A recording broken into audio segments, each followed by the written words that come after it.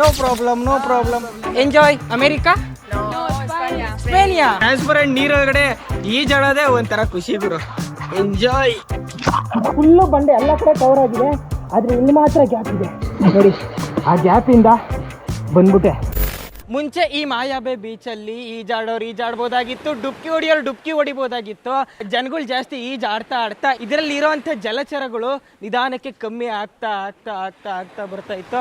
Thailand government ಆ ಜಲಚರಗಳನ್ನ preserve ಮಾಡಬೇಕು ಅಂತ full ನಿಷೇಧಿಸ್ಬಿಟ್ಟಿದೆ.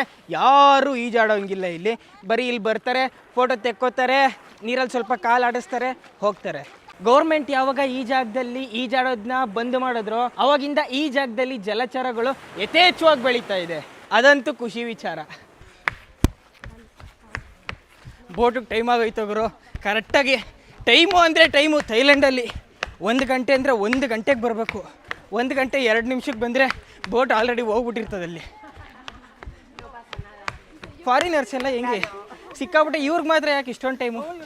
No problem enjoy America ಸ್ಪೇನಿಯಾ ಸ್ಪೇನ್. ಓಕೆ,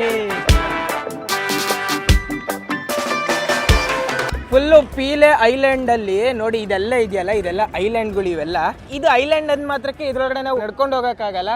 ಬರೀ ಇದು ನೋಡೋಕೆ ಅಷ್ಟೇ ಚಂದ. ನಡ್ಕೊಂಡೋದ್ರೆ ಎಲ್ಲಿ ನಡ್ಕೊಂಡು ಹೋಗ್ತೀರಾ? ದಾರಿ ಇಲ್ಲ, ಏನೂ ಇಲ್ಲ. ಬೇಕಾದ್ರೆ ಬೆಟ್ಟ ಹತ್ಕೊಂಡು ಹೋಗ್ಬೋದು ರೋಪ್ ಕಟ್ಕೊಂಡು.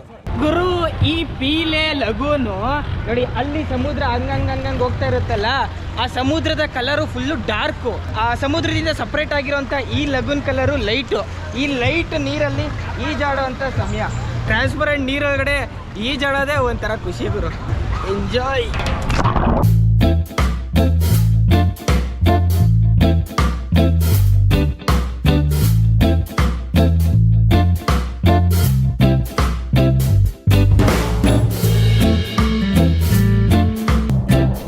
ಭಯಂಕರವಾಗಿದೆ ಗುರು ಇದಂತೂ.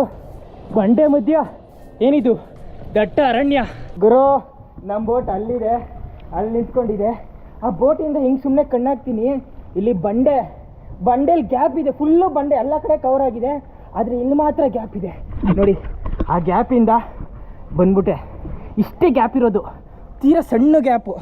ಈ ಸಣ್ಣ ಗ್ಯಾಪ್ ಒಳಗಡೆ ನೋಡಿ, ಓ ಮೈ ಗಾಡ್, ಈ ಥರ ಜಾಗ ಅಂತೂ ನೋಡೇ ಇರಲಿಲ್ಲ ಎಲ್ಲೂ.